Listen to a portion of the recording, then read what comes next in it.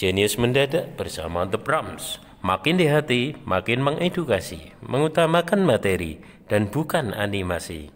Oke, kembali bersama The Brahms. Kali ini The Brahms akan mendampingi adik-adik belajar materi lingkaran dan garis singgung lingkaran. Ini adalah materi kelas 8 SMP adik-adik, tepatnya di semester genap. Kita mulai di part 1. Oke ya. Di part 1 kita akan mulai dengan mengenal lingkaran. Tentang apa dan bagaimana lingkaran gitu ya. Kita awali dengan pengertian. Pengertian, jadi lingkaran adalah himpunan semua titik pada bidang datar. Ya, jadi dia berupa titik-titik pada bidang datar yang berjarak sama terhadap titik tertentu, gitu. Nah, jadi berjarak sama terhadap titik tertentu. Selanjutnya, adik-adik, titik tertentu itu ya, yaitu yang dinamakan dengan pusat lingkaran ya. Ini titik tertentu itu namanya pusat lingkaran, gitu adik. Kemudian yang berjarak sama, nah dari titik tertentu jarak sama nanti lebih jauh, ini yang dinamakan dengan jari-jari, gitu ya. Jadi sebenarnya dalam definisi ini kita langsung mengenal beberapa unsur, gitu. Nah, kalau berjarak sama dari satu titik tertentu padahal dia berupa bidang datar, otomatis dia akan membentuk sebuah lingkaran ya, itu pasti. Kemudian unsur-unsurnya ya adik-adik, unsur-unsur lingkaran ini nanti ada yang berupa garis, ada yang berupa sudut, ada yang berupa bidang ya. Nah, yang berupa garis apa saja? Jadi istilah garis itu istilah lainnya adalah kurva, kenali adik ya. Kita awali, yang berupa garis pertama ada jari-jari, adalah ruas garis yang menghubungkan titik pada lingkaran dengan titik pusat. Jadi titik pada lingkaran dengan titik pusat, ruas garis inilah jari-jari. Jadi ya, jadi inilah jari-jari, R namanya. Oke, maka jari-jari lingkaran adalah R. Ini definisinya hijau, digambar juga hijau. Ya, konsisten ini ya. Maka termasuk jari-jari adalah ruas garis PQ, itu jari-jari. Nah, sesuai definisi ini, adik-adik, tentu kita bisa menyebutkan jari-jari yang lain yang ada dalam gambar. Ada selain PQ apa, Dik? Ya, tentu saja boleh P apa? Ya, PN ya, Dik ya. Itu ada garisnya. Apalagi, Dik? PM boleh? Boleh ya, gitu. Jadi yang tergambar di sini jari-jarinya ada 3. Kalau suatu lingkaran itu punya berapa jari-jari? Nah, misalnya ditanya gitu adik ya. Ya jawabannya adalah punya tak terhingga jari-jari. Karena kita bisa membuat ini berimpitan terus sehingga tak terhingga gitu ya. Cuma dalam gambar ini yang tergambar ada 3 jari-jari. Begitu adik.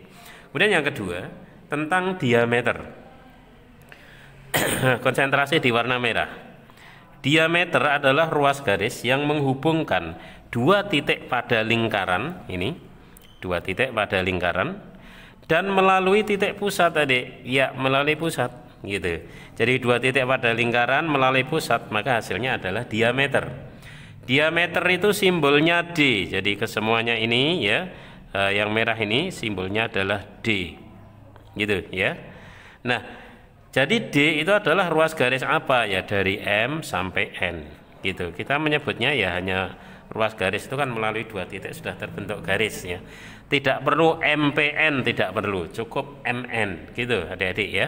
Itu yang namanya diameter. Nah, oke, sekarang perhatian. Ada sedikit hal yang unik di sini ya, bahwa tadi PM itu kan jari-jari, PN juga jari-jari. Itu ya dia, ini R, ini R. Berarti MN atau diameter itu R tambah R.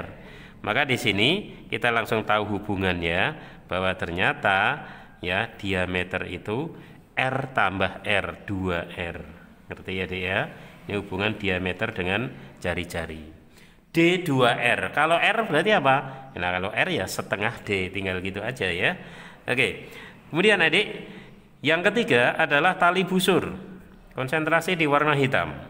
Jadi tali busur ruas garis yang menghubungkan 2 titik pada lingkaran. Sudah, syaratnya cuma itu. Jadi ruas garis yang menghubungkan dua titik pada lingkaran itu tok syaratnya. Nggak ada syarat yang lain. Kalau diameter menghubungkan dua titik pada lingkaran dan melalui pusat, nah, gitu ya. Jadi syaratnya lebih banyak diameter, ya. Tapi kalau hanya menghubungkan dua titik pada lingkaran itu namanya tali busur, ya. Tali busur berarti dalam gambar itu adalah ruas garis apa, Dik? Ruas garis KL, gitu ya. Dari ini sampai ini, betul ya, Dik ya? Oke. Nah, sekarang adik saya ajak untuk berpikir.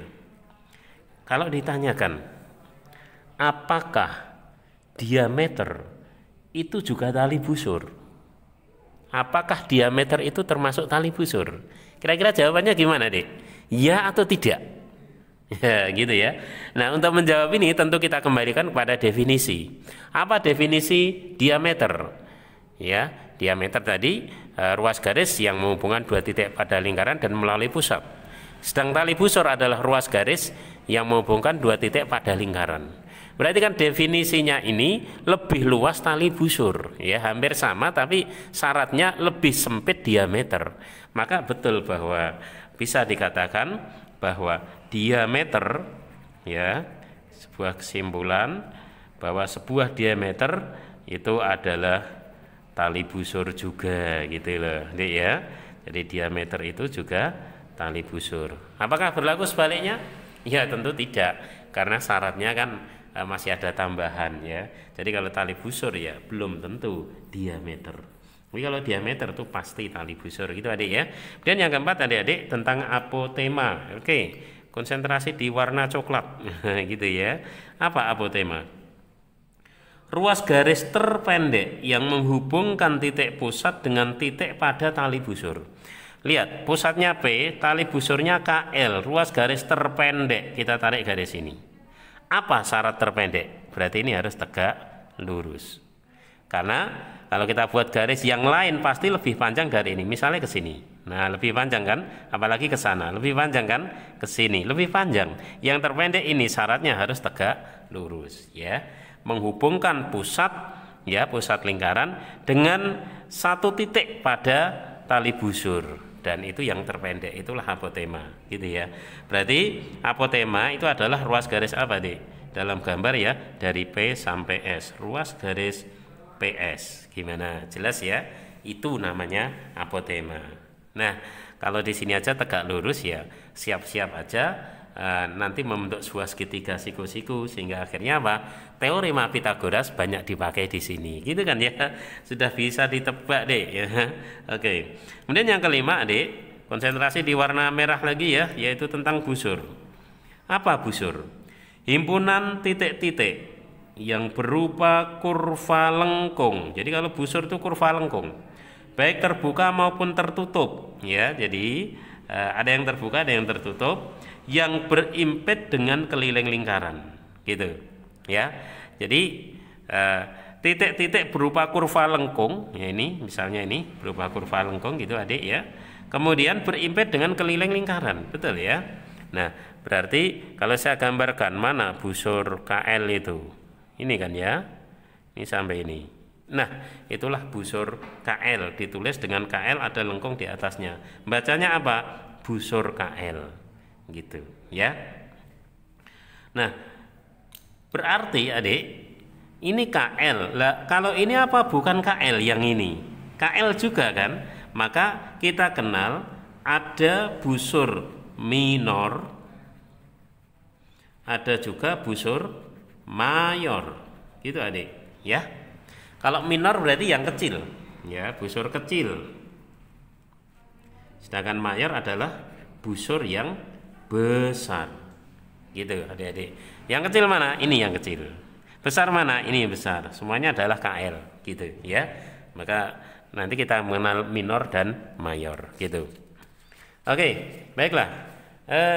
Adik-adik, berikutnya, kalau tadi yang A adalah berupa garis ya, unsur lingkaran berupa garis, sekarang berupa luasan atau bidang, gitu. Nah, diawali dengan pertama juring. Juring itu adalah daerah di dalam lingkaran yang dibatasi oleh busur dan dua jari-jari. Coba adik lihat.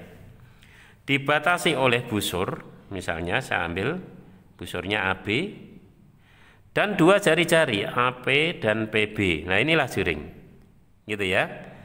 Nah, maka juring itu adalah luasan APB. Gitu. Jadi ya. Dan Adik lihat kalau memang begitu berarti sama. Ada juring mayor, ada juring minor. Dan karena luasan maka yang diarsir Adik. Ini yang diarsir hitam itu berarti juring apa? APB minor, ya. Yang diarsir merah Adik, ini juga juring. Juring APB apa Adik? Mayor. Tahu Adik ya? Gitu. Dibatasi oleh satu busur dan dua jari-jari. Itu juring. Nah, kemudian Adik, kalau tembereng bagaimana? Oke, tembereng perhatian adalah daerah di dalam lingkaran yang dibatasi oleh busur dan tali busur. Konsentrasi warna hijau. Apakah tembereng sudah kita gambarkan di sini? Sudah ada tembereng belum? Belum ada Adik ya? Belum ada itu. Daerah dalam lingkaran dibatasi oleh busur dan tali busur. Ya mari kita gambarkan Adik. Misalnya saya ngambil busurnya adalah busur AB. Nah ini, gitu ya, busur AB dibatasi oleh busur dan tali busur. Berarti kita membuat tali busur AB. Nah gitu kira-kira. Lalu daerah atau luasan bisa kita arsir. Yang saya arsir hijau, inilah yang namanya tembereng. Tahu ya Dik ya? Oke, baik. Ini baru mengenali. Belum nanti ya harus bisa menghitung luasnya dan seterusnya, itu materi nanti. Karena ini kita masih belajar pada unsur-unsur lingkaran. Oke ya. Gitu Adik. Jadi yang berupa luasan ada juring dan tembereng. Nah, sekarang yang C adalah unsur lingkaran yang berupa sudut. Oke. Adik-adik, yang pertama sudut pusat. Sudut pusat adalah sudut yang titik sudutnya di pusat lingkaran. Ya, mari perhatian. Titik sudutnya di pusat lingkaran. Ini sudut pusat. Ya. Berarti contoh sudut pusat apa? Dia adalah sudut APB. APB, ya. Titik sudutnya di pusat lingkaran. Mana toh titik sudutnya? P ini loh, Dik. Gitu. Ngerti ya? Sementara itu ada juga sudut keliling. Ya. Kalau dari gambar ini APB, ya. Ini juga. Kemudian kalau sudut keliling adalah sudut yang titik sudutnya di keliling lingkaran. Oke. Ini berarti di gambar ini ya. Berarti sudut apa? Sudut keliling. Sudut ACB gitu. Ya. Dan nanti lebih jauh kita akan pelajari apa hubungannya sudut pusat dengan sudut lingkaran jika menghadap busur yang sama. Tapi nanti. Karena ini masih mengenalkan dulu gitu ya. Jadi Anda harus tahu bahwa unsur lingkaran itu ada yang berupa garis, ada yang berupa bidang, ada yang berupa sudut. Itu ya, harus kenal semua.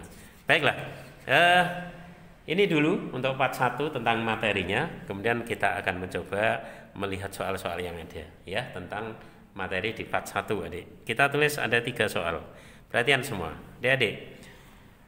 Nomor 1, jarum panjang sebuah jam dinding bergerak dari pukul 10.20 sampai 10.45. Lintasan ujung jarum panjang berbentuk apa? Baik Adik, perhatian.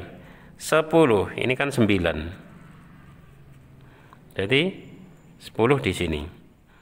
10 berarti lebih dari 10 gitu ya. Ini jarum pendek. Jarum panjangnya 10, 20. Jadi mulai dari ini itu Adik sampai 10.45 berarti sampai di sini. Nah ini 10.45. Betul ya.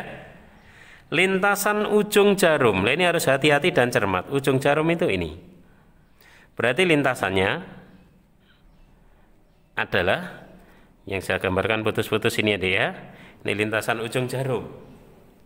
Permasalahannya, kalau jari-jari jelas enggak, tali busur jelas enggak, kan dia lengkung ya. Masalahnya busur lingkaran atau juring lingkaran. Gitu ya. Inilah yang Adik harus hati-hati. Nah gini, untuk menjawab ini pertama Adik harus tahu ujung jarum itu sebuah apa. Kalau ujung jarum itu kan sebuah titik Adik. Ya enggak? Kalau titik digerakkan, titik bergerak, maka yang ada adalah kurva. Sebuah kurva. Dalam hal ini, kurvanya adalah kurva lengkung. Lah kalau dia kurva lengkung, berarti itu sebuah busur apa sebuah juring? Jadi jelas sekali. Dia hanya sebuah busur. Karena kalau juring adalah luasan, gitu ya. Itu luas daerah ya.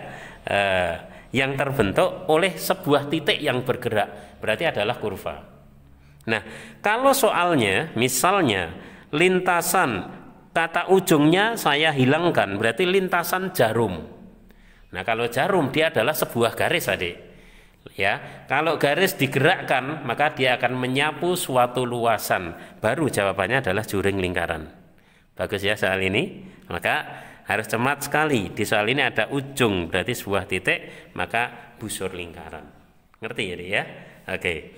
Baiklah, sekarang nomor 2, perhatian semuanya. Perhatikan gambar. Panjang diameter 34 cm dan panjang AC 25 cm ya. Panjang tali busur BD berapa? Oke, perhatian baik-baik adik ya. Data-data akan saya tempel. Diameternya 34, berarti jari-jarinya 17. Mana jari-jari? OA, jari-jari kan? OD, jari-jari kan ya? OB, jari-jari. Oke, sampai sini kita bisa seperti itu. Dan panjang AC 25. Coba adik perhatian. AC 25, padahal ini 17. Berarti OC kurang berapa? 17 menjadi 25, kurang berapa, Dek? Kurang 8, gitu ya, Dek ya. Oke. Panjang tali busur BD adalah berapa? Ya. Jadi pertanyaan adalah panjang tali busur BD-nya berapa? Oke, ya. Adik-adik, jelas langsung terlihat bahwa BD itu adalah BC tambah CD dan itu sama. Ya, berarti bisa dicari 2 kali BC. Betul ya? 2 kali berapa kita belum tahu ya. Maka langkah kita berikutnya kita harus mencari BC ya. Kita harus mencari BC. Adik lihat, ini tadi harus siku-siku ini ya, siku-siku. Ternyata depan siku-siku OB itu sisi miring. Berarti menurut Pythagoras ya, BC itu sama dengan akar dari apa, Dek? Miring kuadrat BO dikuadratkan dikurangi apa, Dek? OC kuadrat, gitu ya. Mari seperti apa angkanya? BO adalah 17 kuadrat dikurangi dengan 8 kuadrat. Pasti adik kenal ya. 17 kuadrat adalah berapa, Dek? 289 dikurangi 8 kuadrat adalah 64. Nah, dari sini 225. Berapa akar 225? 15 cm. Ingat, ini apa? BC-nya ya. Padahal yang ditanyakan adalah BD. 2 kali BC berarti 2 kali 15. Gitu adik ya. Ketemulah jawabannya. Berapa itu? 30 cm. Jawabannya adalah C. Gitu. Ngerti ya adik-adik? Oke, baiklah. Sekarang yang nomor 3. Nah, kali ini tentang sudut. Ikuti baik-baik ya, cermati bahwa jika sudut AOB adalah X plus 16, AOB mana? Ini dia. X ditambah 16. Gitu. Adik ya. Sudut COD adalah 2X min 84. Ini COD. Adalah 2X dikurangi 84. Maka sudut AOD berapa? AOD berapa? Ini dia yang ditanyakan. Ya, gitu. Baiklah. Adik-adik. Sudut AOB, perhatian semua. Sudut AOB dengan sudut COD itu namanya adalah bertolak belakang. Ya, bertolak belakang dengan sudut COD gitu. Dan Anda harus tahu bahwa sudut yang bertolak belakang itu ya akibatnya apa? Pasti sama besar. Gitu adik. Dari sifat ini, maka mari kita samakan. AOB adalah X ditambah 16. Itu sama dengan 2X dikurangi 84. Gitu adik. Kemudian kita pindah ruas saja. X-nya ke kanan berarti min. 2X dikurangi X, yaitu X saja. Negatif 84 ke negatif 84-nya ke kiri. Jadi ya, negatif 84 ke kiri. Berarti plus 84 gitu. 16-nya tetap di kiri. Ya. Baik. Dari langkah ini ketemulah nilai X. Berapa?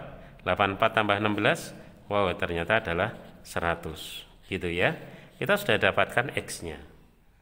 Nah, dengan demikian adik-adik, maka sudut COD, ya, sudut COD atau itu kita sudah tahu nilainya.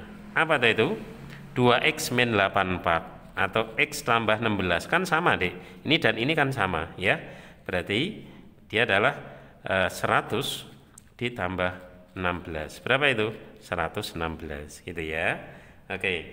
Dengan demikian adik-adik, ini adalah 116 derajat. Ini juga 116 derajat.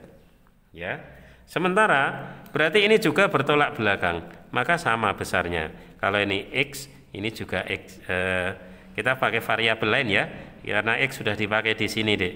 Kalau ini Z misalnya, maka ini juga Z gitu ya.